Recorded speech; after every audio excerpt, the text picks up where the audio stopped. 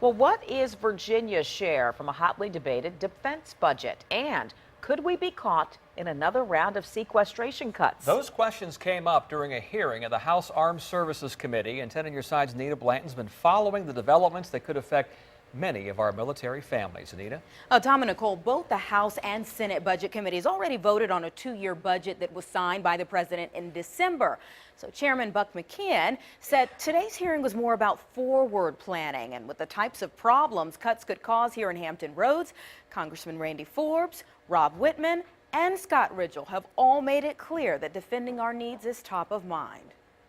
Unfortunately, the largest threat to our naval forces is one of our own making. Defense cuts continue to have a debilitating effect. But aside from his clear disdain of what he calls a dangerous trajectory for our nation's military capabilities, Chairman McKeon made one thing clear today. I'm not pointing the fingers at you. We're the ones that voted for these cuts.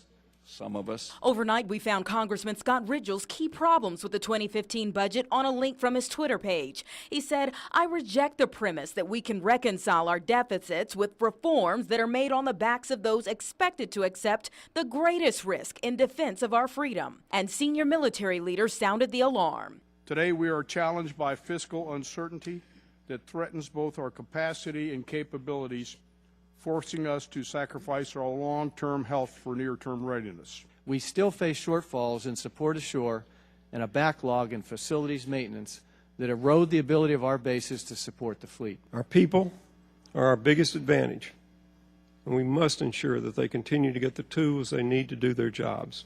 Now and in the future, which is why the issue of sequestration in 2016 came to the forefront of the hearing and received a sharp response. Yet this is a fundamental piecemeal dismantling of the world's greatest Navy. If current law stands, the Department of Defense will get $115 billion less than it believes it needs to meet strategic requirements in 2016, and all the services stand to be hit by cuts.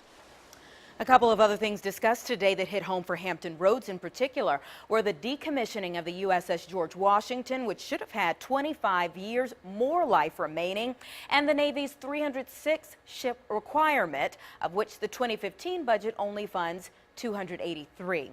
Chairman McKeon called these drastic, nonsensical cuts. Anita Blanton, 10 on your side.